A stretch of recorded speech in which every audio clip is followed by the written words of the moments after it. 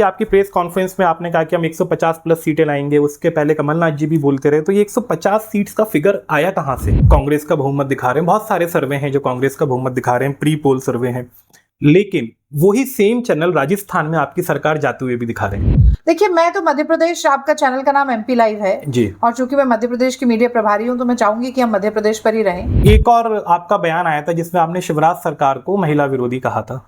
हालांकि यहाँ पे लाडली लक्ष्मी, लाडली बहना योजना ये सब चल रही है, उन सबके बीच आपका ये बयान, इसके क्या मायने हैं? शिवराज सिंह चौहान के दांत खाने के और दिखाने के और। इनके बड़े एक नेता है जिन्होंने हेमा मालिनी को नचनिया कह दिया यहाँ पर। उन्होंने कहा था कि आपके जो दो दिग्गज नेता हैं, दिग्विजय सिंह और कमलनाथ, तो कमलनाथ जी भी पहले महिला को आइटम कह चुके हैं और दिग्विजय सिंह टंचमाल, और जो राजस्थान है वो रेपिस्तान हो गया है। तो उनकी प्रतिक्रिया थी आपके बयान के जवाब में। तो शिक्षा आयोग का कार्य क्या होगा यदि कांग्रेस की सरकार आती? पुराने स्कूलों की लीपापोती करके और वहां पे फट्टा लगा दिया सीएम राइस स्कूल। बड़े मियाँ तो बड़े मियाँ, छोटे मियाँ सुभान अल्लाह, एक जुमलेबाज हैं, एक घोषणाबाज हैं। प्याज की माला पहन के जाना, उस सब की क्या जरूरत थी? नहीं, बिल्कुल जरूरत है। तो बटुए में पैसा लेके जाते थे, थैला भर सामान लाते थे। अब थैला भर पैसा लेके जाएं और बटुए में सामान आए, ये हालत हो गई है मध्य प्रदेश में। मोदी जी भी बार बार यही कह रहे हैं, शिवराज जी भी बार बार यही कह रहे हैं कि कांग्रेस परिवारवाद का प्रतीक है, गांधी परिवार के बाहर ये लोग निकल नहीं पाए। 39 बागी विधायकों ने कांग्रेस से इस्तीफा दिया, इस तरीके के लोग हैं, तो इनसे कैसे निपटेंगी मैडम? आज केदारनाथ में राहुल गांधी और वरुण गांधी की मुलाकात हुई है, कोलैबोरेशन होने वाला है। नमस्कार, आप देख रहे हैं एमपी लाइव न्यूज और मैं हूं अजय सिंह सिसोदिया। मध्य प्रदेश के आगामी विधानसभा चुनाव के मद्देनजर 17 नवंबर को वोटिंग है, जहां एक तरफ कांग्रेस बहुमत हासिल कर सरकार बनाने का दावा कर रही है, वहीं दूसरी ओर भाजपा भी सत्ता में वापसी का दावा कर रही है। इन्हीं सबके बीच आज हमारे साथ है अखिल भारतीय कांग्रेस की राष्ट्रीय प्रवक्ता डॉक्टर रागिनी नायक जी। डॉक्टर रागिनी जी, आप पहली बार हमारे एमपी लाइव न्यूज पर आई हैं, तो आपका बहुत बहुत स्वागत है। बहुत बहुत धन्यवाद है जी। और मेरा पहला सवाल आपसे कि अभी आपकी प्रेस कॉन्फ्रेंस में आपने कहा कि हम 150 प्लस सीटें लाएंगे, उसके पहले कमलनाथ जी भी बोलते रहे, तो ये 150 सीट्स का फिगर आया कहां से? देखिए, मैं तो उससे भी थोड़ा आगे चली जाती हूँ। मैं तो आपसे कहूंगी कि जो घोर कांग्रेस विरोधी चैनल हैं, जिन्हें गोदी मीडिया की संज्ञा भी दी जाती है, अगर वो 128 से 130 से 135 सीटें दिखा रहे हैं तो कोई बड़ी बात नहीं कि हम 160 भी टच कर जाएं। अब आपने कहा 150 कहाँ से आता है, तो अमूमन आप देखेंगे कि जब भी बात होती है तो कभी 200 पार कहा जाता है, जो और बड़ी विधानसभाएं होती हैं, कभी 150 पार। तो इस तरीके से 50 का छोड़ के एक आंकड़ा होता है जिसको कहीं बोलने में आसानी होती है। पर मैं आपसे आज पूरे ताल ठोक कर ये बात कहना चाहती हूँ कि जिस तरह से जनता कांग्रेस को सत्ता में लाने के लिए बेकरार बैठी है, कोई बड़ी बात नहीं कि हम 160 का आंकड़ा भी छू जाएं। आपने जिन चैनल्स की बात करी, गोदी मीडिया की बात करी, जो यहाँ पर कांग्रेस का बहुमत दिखा रहे हैं, बहुत सारे सर्वे हैं जो कांग्रेस का बहुमत दिखा रहे हैं, प्री पोल सर्वे हैं, लेकिन वही सेम चैनल राजस्थान में आपकी सरकार जाते हुए भी दिखा रहे हैं। देखिए, मैं तो मध्य प्रदेश, आपका चैनल का नाम एमपी लाइव है जी, और चूंकि मैं मध्य प्रदेश की मीडिया प्रभारी हूं तो मैं चाहूंगी कि हम मध्य प्रदेश पर ही रहें। जी। राजस्थान में मैं ये जरूर मानती हूँ कि टक्कर है, और जितना आसान मध्य प्रदेश जीतना है उतना आसान राजस्थान जीतना नहीं होगा, क्योंकि वहां हम सत्ता में भी हैं और वो एक ऐसा प्रदेश है जो हर 5 साल में सरकार बदलता है। तो हर प्रदेश की, हर जगह की राजनीतिक समीकरण जो है वो अलग अलग होते हैं। लेकिन मैं पूरे आश्वासन के आपको देकर कह सकती हूँ कि 5 प्रदेशों में कांग्रेस सरकार बनाएगी और बहुमत के साथ बनाएगी। थोड़ी उठापटक कहीं ना कहीं आपको दिखाई देगी, किसी प्रदेश में किसी और तरह की, किसी प्रदेश में किसी और तरह की, लेकिन अब जो ऊँट है वो करवट बदल चुका है और हवा का रुख भी जो है वो कांग्रेस की तरफ बह रहा है। तो हवा का रुख कांग्रेस की तरफ बह रहा, लेकिन आपने ईमानदारी से स्वीकार किया कि राजस्थान में लड़ाई थोड़ी टक्कर की है। मुश्किल है जी। एक और आपका बयान आया था जिसमें आपने शिवराज सरकार को महिला विरोधी कहा था। हालांकि यहाँ पे लाडली लक्ष्मी, लाडली बहना योजना ये सब चल रही है, उन सबके बीच आपका ये बयान, इसके क्या मायने हैं? देखिए, मुझे ऐसा लगता है कि एक ऐसा प्रदेश जहां पर महिलाओं के खिलाफ अपराध सबसे ज्यादा हो रहे हो देश में, एक ऐसा प्रदेश जहां पर 18 महिलाओं का बलात्कार रोज होता हो, हर 3 घंटे में एक नाबालिग बच्ची का यौन शोषण होता हो, नीमच में जहां पर 10-10 हजार रुपए में छोटी छोटी बच्चियों की बोलियां लग रही हो, तो कटनी में एक आदिवासी युवती को मार के उसका सर कुचल के नाले में फेंक दिया जाता हो, तो उज्जैन में एक 12 साल की लड़की के साथ जघन्य अपराध हो और वो 8 घंटे तक सड़क पर घूमती रहे, ऐसे प्रदेश के मुख्यमंत्री को मामा कहलाने का कोई अधिकार नहीं। आपने लाडली की बात की, तो मैं जानना चाहती हूँ कि 18 साल पहले ये बहनें 18 साल तक लाडली नहीं थी, कि चुनाव से बस 2-3 महीने पहले लाडली हो गई। और मैं जानना चाहती हूँ कि अगर आज 3,000 रुपए देने की बात शिवराज सिंह चौहान कर रहे हैं, तो कहाँ करके दिखाया भाजपा ने? बताएं तो सही। क्या उत्तर प्रदेश में 3,000 रुपया मिल रहा है महिलाओं को? गुजरात में मिल रहा है? कहाँ मिल रहा है? कहीं नहीं मिल रहा। और अगर दे सकते थे तो 18 साल से तक 3,000 रुपए क्यों नहीं दिए आपने? तो ये तमाम ऐसे सवाल है जो पूछे जाएंगे। और आप रक्षाबंधन पे सोचते हैं कि 250 रुपए के अकाउंट में डाल देंगे, 2-3 बार 1250 डाल देंगे, और महिलाएं जिनकी अस्मिता तार तार हो रही है, जो जिनकी इज्जत आबरू बचाने के लिए कोई नहीं है, जिस सरकार को रक्षक माना जाता है वो भक्षक बनी बैठी है, वो महिलाएं सब भूल जाएंगी। और लाडली की अगर आप बात करें, आज ही हमने प्रेस वार्ता करके बताया कि किस तरह से 54 लाख जो लाभार्थी थे, चाहे वो विधवा पेंशन की बात हम करें, चाहे जो दिव्यांगजन है उनकी पेंशन की बात करें, ऐसे 54 लाख लाभार्थियों की पेंशन बंद कर दी गई है। 2300 करोड़ रुपया जो कि उनके पास जाना चाहिए था पिछले 7 महीने में, वो आवंटित ही नहीं हुआ है। तो जो कहते हैं ना, हाथी के दांत खाने के और दिखाने के और, मुझे कोई गुरेज नहीं होगा कहने में कि शिवराज सिंह चौहान के दांत खाने के और दिखाने के और इसीलिए मैंने महिला विरोधी कहा। और जहां तक महिलाओं की बात है, तो मैं तो ये जानना चाहती हूँ कि भारतीय जनता पार्टी के राष्ट्राध्यक्ष महिला क्यों नहीं होती? संघ की सरसंघचालक कभी महिला क्यों नहीं होती? ये और अभी तो इनके बड़े एक नेता है जिन्होंने हेमा मालिनी को ही नचनिया कह दिया यहाँ पर। हाँ जी। हाँ, तो ये हेमा मालिनी तो इन्हीं की पार्टी की नेता है। तो ये सारी बातें ये महिलाएं देख रही हैं, सुन रही हैं, समझ रही हैं। आपके इसी महिला विरोधी बयान पर यहाँ पे मीडिया प्रभारी हैं भाजपा के आशीष अग्रवाल, उनकी एक प्रतिक्रिया आई थी। उन्होंने कहा था कि आपके जो 2 दिग्गज नेता हैं, दिग्विजय सिंह और कमलनाथ, तो कमलनाथ जी भी पहले महिला को आइटम कह चुके हैं और दिग्विजय सिंह टंचमाल, और जो राजस्थान है वो रेपिस्तान हो गया है। तो उनकी प्रतिक्रिया थी आपके बयान के जवाब में।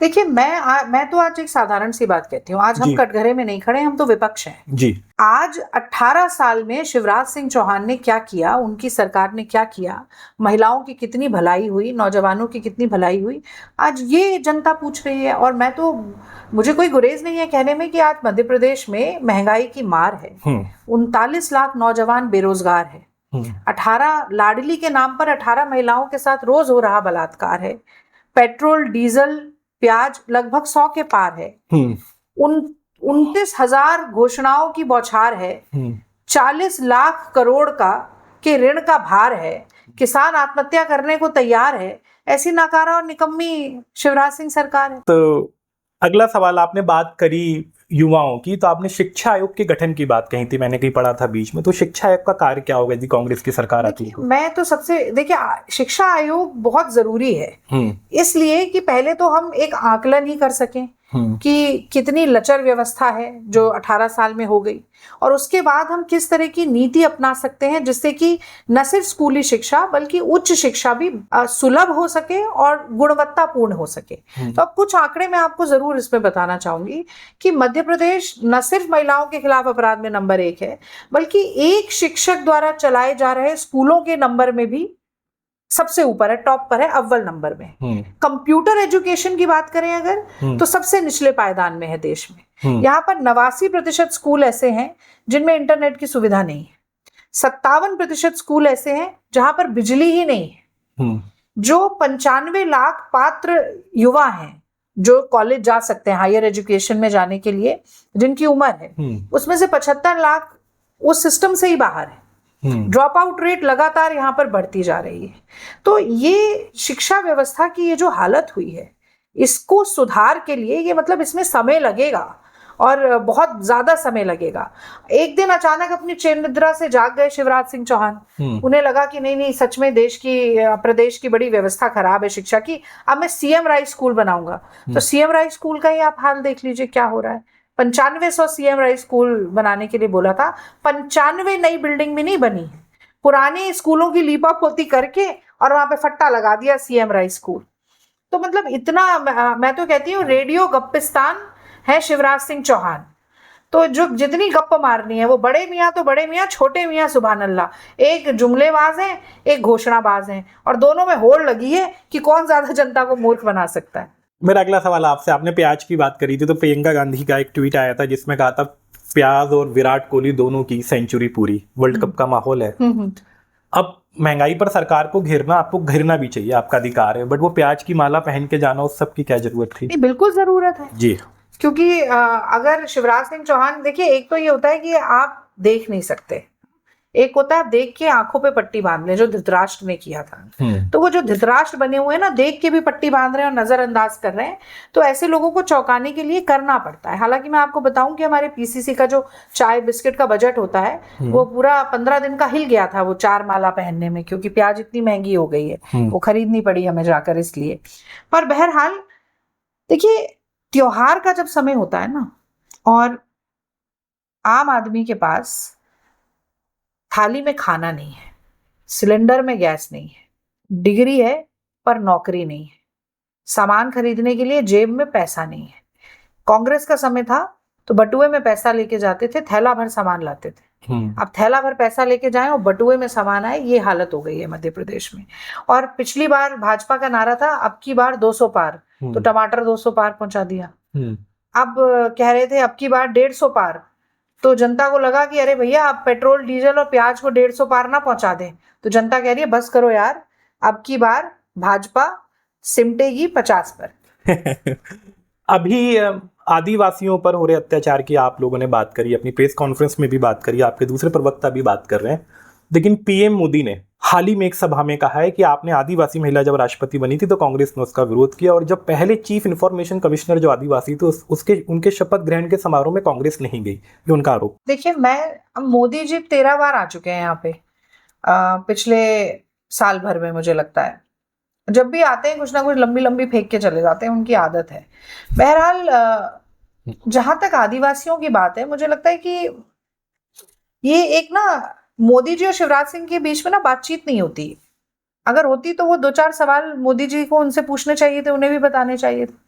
भाई सीधी में आपके भाजपा के विधायक का प्रतिनिधि आदिवासी के मुंह पे पेशाब कर रहा है, और आप कांग्रेस से कह रहे हैं कि हम अपमान करते हैं आदिवासियों का। आपने 3,22,000 पट्टे निरस्त कर दिए, आदिवासियों को दर दर भटकने के लिए आपने मजबूर कर दिया। आप कांग्रेस पर आरोप लगा रहे हैं। अरे कांग्रेस ने तो विश्व आदिवासी दिवस की 9 अगस्त की छुट्टी तक जो घोषित की थी, उसको भी शिवराज सिंह की सरकार ने आते ही निरस्त कर दिया, खारिज कर दिया, जो कमलनाथ जी ने छुट्टी दी थी।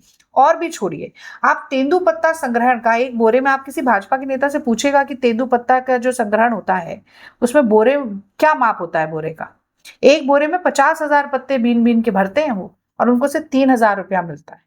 हम 4,000 देते हैं छत्तीसगढ़ में, हमने कहा हम यहां भी 4,000 देंगे, आपने क्यों नहीं बढ़ाया? और आप तो आदिवासी को वनवासी कहते हैं, आप तो ये चाहते हैं कि वो जंगलों तक ही सीमित रहें। और राहुल गांधी लगातार कहते हैं कि आदिवासी जो हैं वो असल में मूल मालिक हैं इस देश की हर संपत्ति के, चाहे वो जमीन हो, जंगल हो, पहाड़ हो, नदियां हो, या आमतौर पर भी, क्योंकि वो मूल निवासी हैं। तो ये हमारी दृष्टि और उनकी दृष्टि में ये मूलभूत फर्क है। और अगर आप देखें तो विजय शाह जी ने तो उनके साथ और आदिवासियों के जीवन जीना ही मुश्किल कर रखा है। तो तेंदुपत्ते का दाम नहीं बढ़ाएंगे, पर आदिवासियों से जबरन जूता खरीदो, चप्पल खरीदो, छाता खरीदो, उसके नाम पे घोटाला करेंगे। तो जो छाता 140 रुपए का बाजार में मिलता है, वो 239 का बेचकर 10 करोड़ का घोटाला किया उन्होंने, कि हम आदिवासियों को वितरण कर रहे हैं, और महंगा वितरण कर रहे हैं, उसमें भी कमीशन खोरी कर रहे हैं। तो जो पुराने जमाने में आप अपने पिताजी से भी बात करेंगे तो वो कहेंगे कि जनसंघियों को जमाखोर और मुनाफाखोरों की पार्टी कहा जाता था। तो वो ऐसा लगता है कि जनसंघ तो खत्म हो गया, लेकिन वो जो मुनाफाखोरी चल रही है ना, वो यही सारी आकर बस गई है। तो ये 50% का कमीशन खाने वाली जो सरकार है वो किसी को नहीं छोड़ती। मतलब आप सोचिए कि शिवराज सिंह चौहान तो कहते हैं कि कुपोषण उनके माथे का कलंक है, खुद ही कहते हैं ना वो। तो कुपोषित बच्चों के मुंह में जो निवाला जा रहा है उसको भी हलक से निकाल के पोषण आहार घोटाला कर डाला। आप सोचिए कि ये कितनी निर्लज्ज सरकार है कि जो बच्चे मर रहे हैं उनका भी खाना आप छीन के कमीशन खोरी कर रहे हैं। और आपने तो खुद महाकाल लोक की बात की। मतलब मुझे आश्चर्य होता है कि छोटे बच्चे से लेकर भगवान के घर में डाका डालने वाली ये जो सरकार है, ये किस मुंह से जाकर वोट मांग रही है। महाकाल लोक का आप लोग मुद्दा उठा रहे हैं, वहां मूर्तियों में दरारें आई थी, लेकिन कल आपके पार्टी अध्यक्ष ने भी कहा मैं शंकर जी का अवतार हूं। उन्होंने खुद की तुलना शंकर जी से करी, मल्लिकार्जुन खड़गे जी ने। हाँ, तो शिवराज सिंह कहते हैं शिव शिव, मेरे नाम में शिव है। हर बार ये पूछा जाता है। जयराम रमेश जी आए, उन्होंने कहा सनातन पे बोलिए, तो उन्होंने कहा मेरे नाम में 2 राम, जयराम और रमेश, जिसका ईशी राम हो। तो मल्लिकार्जुन खड़गे जी ने भी कहा कि हाँ ठीक है, मैं भी अपने आप को ऐसे ही प्रस्तुत करता हूं। तो देखिए वो सब ठीक है, मैं भी सनातनी हिंदू हूं, मैं भी श्री कृष्ण की और विष्णु की उपासक हूं, मुझे भी श्री राम बहुत पसंद है, पर वो मेरी निजी आस्था का मामला है ना। मैं सियासत के दलदल में अपने धर्म को खींचकर क्यों मैला करना चाहूंगी, जब तक कि मैं उस धर्म को ही अपनी असफलताओं की ढाल ना बनाऊं। ये करती है भाजपा। आज उनसे पूछिए शिवराज सिंह से कि आपने 29,716 घोषणाएं की 18 साल में, आज उन घोषणाओं की सफलता पर बोलने की बात है तो कहेंगे बहने बहने आंसू, मुझे वापसी, और मैं भाई और मामा और चाचा और फूफा। आप बताइए आपने काम क्या किया है, तो आप कहेंगे कि जय श्री राम बोलो। अरे मर्यादा पुरुषोत्तम राम तो खुद ही कह रहे हैं रामचरितमानस में कि निर्मल मन जन सो मोहि पावा, मोहि कपट छल छिद्र ना भावा। तो ये जो झूठ बोलने वाले कपटी लोग हैं, ये तो सबसे बड़े अधर्मी हैं। और मुझे बताइए, राम मंदिर की चंदा चोरी से लेकर राम राजा दरबार जो ओरछा में है, उनकी चढ़ावा चोरी तक का काम सब ये भाजपाई करते हैं। आप महाकाल लोक का तो सबने देखा, 30 किलोमीटर की रफ्तार से चलने वाली हवाओं ने सप्तऋषियों की मूर्तियों को ध्वस्त कर दिया, क्योंकि वहां भी इन्होंने 50% कमीशन खाया। वेंकटेश लोक की बात करें, वहां पे 8 करोड़ की टाइल्स लगाई गई सौंदर्यीकरण के लिए, जो 2 दिन नहीं टिकी। तो ये मैंने जैसा पहले कहा कि तो भगवान को भी छोड़ने वाले लोग नहीं है। और मेरे लिए ना जो मूल ग्रंथ है रामचरितमानस, वही सिखाता है कि मेरा धर्म क्या है।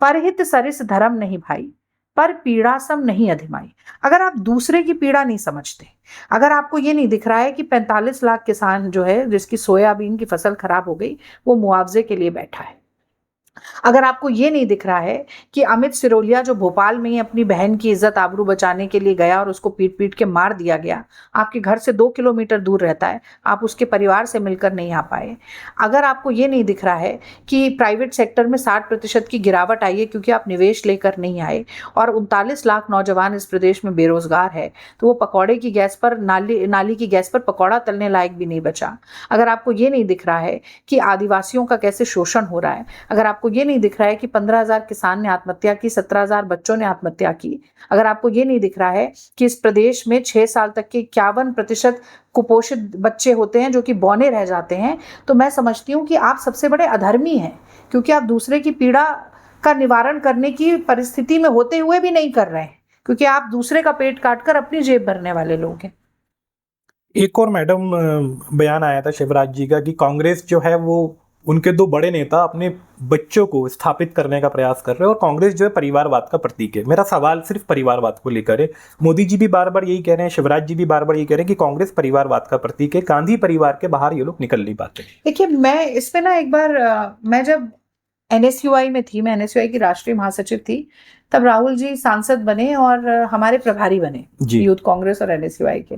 तो मुझे याद है हमारी एक वर्कशॉप चल रही थी और उनसे यही बात किसी ने, हमारी ही परिवार के किसी सदस्य ने ये पूछा कांग्रेस परिवार के, कि ये बार बार कहा जाता है, तो इस पर आप क्या सोचते हैं।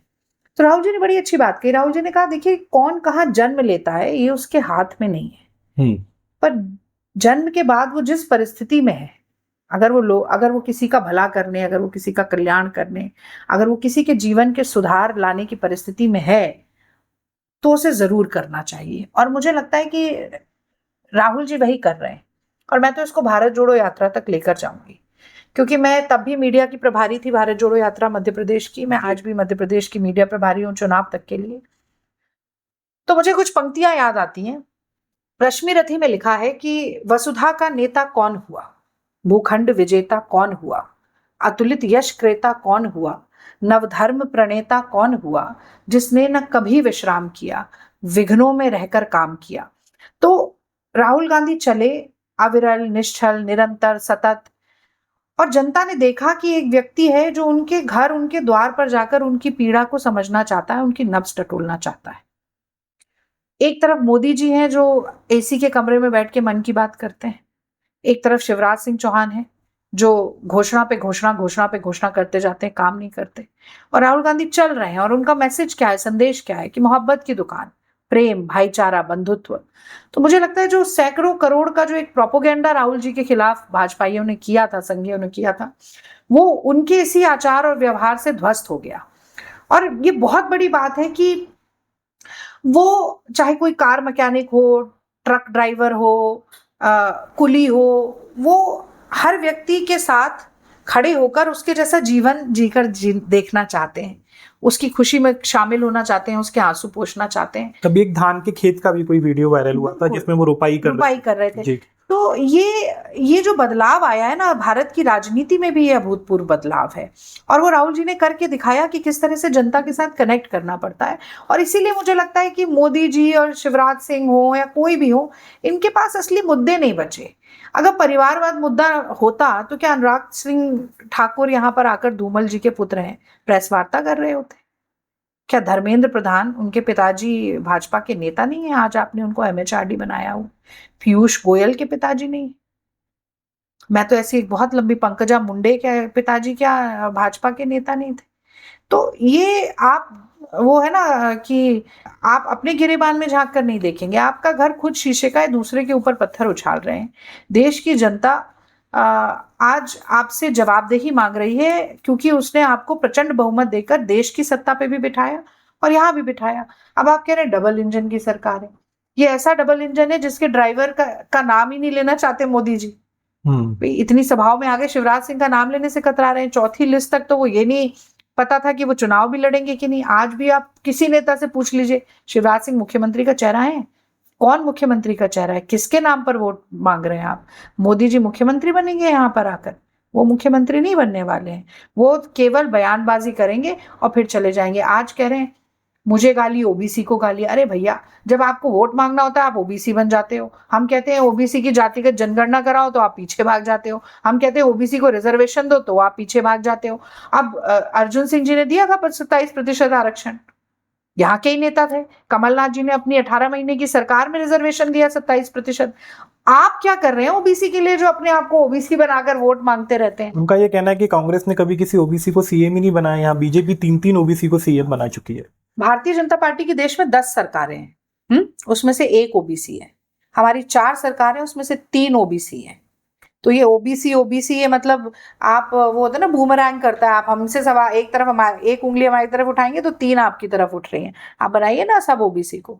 और मैं तो आप कहना चाहती हूँ कि दलित राष्ट्रपति रामनाथ कोविंद जी को यहाँ पर भोपाल में रेस्पिरेटरी और ऑर्थोपेडिक अस्पताल खोलने के लिए, भूमि पूजन करवाने के लिए यहीं लेकर आए थे। वो जमीन बंजर पड़ी हुई है आज तक। तो आप इस्तेमाल करते हैं। मोदी और शिवराज नतीजों में नहीं, नजारों में विश्वास करते हैं, ऑप्टिक्स में विश्वास करते हैं, आउटकम में विश्वास नहीं करते। और यही कारण है कि इस बार जनता खुद कह रही है कि अब आप हमारे द्वार ही मत आइए, जितना बाहर निकलेंगे उतना आपका वोट कटेगा। आपको भाजपा से तो लड़नी, बट आपकी लड़ाई अपने लोगों से भी है। 39 बागी विधायकों ने कांग्रेस से इस्तीफा दिया, उसमें से अधिकतर लोग निर्दलीय या किसी और पार्टी से चुनाव लड़ रहे हैं। एक पूर्व सांसद हैं, 2-3 उसमें विधायक भी हैं, एक पूर्व प्रदेश प्रवक्ता रहे हैं। इस तरीके के लोग हैं, तो इनसे कैसे निपटेंगी मैडम? मैं तो यही कहना चाहती हूँ कि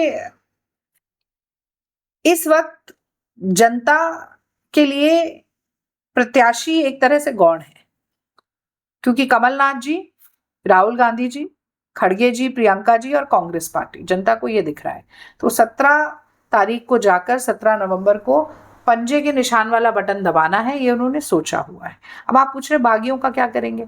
तो देखिए, मैं हमेशा ये मानती हूँ कि अगर 230 सीट के लिए 4000 आवेदनकर्ता होंगे तो हर किसी को टिकट नहीं मिल सकती। कोई रूठता है, किसी को दुख होता है, किसी को गुस्सा आता है। जैसे परिवार में भी होता है, हर किस्म का बच्चा होता है। कोई चुप भी हो जाता है गुस्सा होके, कोई रोने लगता है, कोई चिल्लाने लगता है। तो हमने कोशिश की, सबको मनाने की कोशिश की, लेकिन परिवार में प्यार के साथ अनुशासन की भी जरूरत होती है ना। वो रामचरितमानस में लिखा है, विनय न मानी जड़धि जल, गए 3 दिन बीती, बोले राम सकोप तब, भय बिन होए न प्रीति। तो थोड़ा भय, थोड़ा अनुशासन भी। कुछ लोगों को हमें निकालना भी पड़ा, कुछ लोग गए भी छोड़ के, लेकिन अंगद की तरह पैर जमाकर कांग्रेस के सच्चे सिपाही खड़े हैं आज भी यहाँ पर। और मुझे लगता है कि एक बहुत ही संगठित रूप में हम चुनाव लड़ेंगे और एक प्रचंड बहुमत की सरकार भी बनाएंगे। और हाँ, हमारे यहाँ कम से कम, जैसे जबलपुर में हुआ, वीडी शर्मा और जेपी नड्डा दोनों जबलपुर के दामाद हैं। तो दामाद की ससुराल में ही फजीहत हुई, इतनी हाय हाय के नारे भाजपा ने ही लगाए, और न सिर्फ नारे लगाए, केंद्रीय मंत्री भूपेंद्र यादव पे हमला भी किया और वहां पर गोली चलने तक की नौबत आ गई थी। और वो भी आप छोड़िए, मैं तो ये कहना चाहती हूँ कि इनके 3 मंत्रियों की टिकट कटी, करीब करीब 40 विधायकों की, सिटिंग विधायकों की टिकट कटी। उसके बाद इनको केंद्रीय मंत्री 3 विड्रॉ करके यहाँ पर लाने पड़े, सांसदों को लड़ाना पड़ा, पार्टी महासचिव भी है, पार्टी महासचिव आए। तो उससे साफ साफ ये पता चलता है कि डैमेज कंट्रोल के लिए अफरा तफरी मची है, क्योंकि शिवराज सिंह चौहान की जो कश्ती है वो डूबने वाली है। इसीलिए सोच रहे हैं कि उसको कहीं ना कहीं से चप्पू कुछ और ले आए तो खे के शायद किनारे लगा लें। लेकिन जो आ रहा है वो कह रहा है कि इस डूबती कश्ती के साथ हमारी भी लुटिया डूब रही है। कैलाश विजयवर्गीय कह रहे थे कि मैं तो चुनाव लड़ना नहीं चाहता था, मैं तो हेलीकॉप्टर पे हाथ हिलाता हूँ, मैं कहाँ से वोट मांगूंगा, कह रहे थे ना। वो फग्गन सिंह कुलस्ते, उनका एक वीडियो बड़ा वायरल हुआ था, वो भी लड़ रहे थे 33 साल बाद चुनाव, कि वो भुट्टा खरीदने गए तो भुट्टे वाले ने कहा 15 रुपया, कहते 15 रुपया, इतनी महंगाई हो गई। उस दिन वो केंद्रीय मंत्री को पता चला कि देश में महंगाई है और प्रदेश में महंगाई, और मुफ्त मांग रहे थे। तो ये मुफ्तखोरी, मुनाफाखोरी, कमीशनखोरी ये भाजपाइयों को ले डूबेगी, इस बात का मुझे पूरा विश्वास है। जाते जाते ये बता दीजिए कि टेलीग्राफ की एक रिपोर्ट आई है, उसमें उन्होंने ये कहा है कि राहुल गांधी भोपाल से लेकर जबलपुर तक पदयात्रा कर सकते हैं चुनाव के पहले। देखिए ऐसा ये चुनाव से पहले तो मुझे नहीं लगता, पर हाँ दिसंबर में शायद भारत जोड़ो यात्रा का एक दूसरा लेग शुरू होगा, वो एक हाइब्रिड यात्रा भी हो सकती है। और जैसा कि मैंने आपसे कहा कि वो तो सतत निरंतर चल रहे हैं, और चलना एक ऐसी, मुझे लगता है यात्राएं बड़ी ट्रांसफॉर्मेशनल होती हैं, वो उस व्यक्ति में भी बहुत बदलाव लाती हैं जो चल रहा है, और जो उसे चलता हुआ देख रहे हैं, जो लोगों से गले मिलते हुए, लोगों के जख्मों पे मलहम लगाते हुए, उनके आंसू पोंछते हुए देख रहे हैं, और दूसरे लोग भी, उनके दृष्टि में भी बहुत बड़ा बदलाव आता है। और जैसे कि वो गाना भी है ना, तुझको चलना होगा, तो ये तो बहुत अच्छी बात है। आज केदारनाथ में राहुल गांधी और वरुण गांधी की मुलाकात हुई है, इसके कुछ पे भी कुछ सियासी अटकलें लगना शुरू होगी। देखिए दोनों भाई हैं, केदारनाथ में मिले, बहुत अच्छा हुआ। मुझे लगता है भोले के दरबार में तो सभी के लिए कोलिब्रेशन होने वाला है।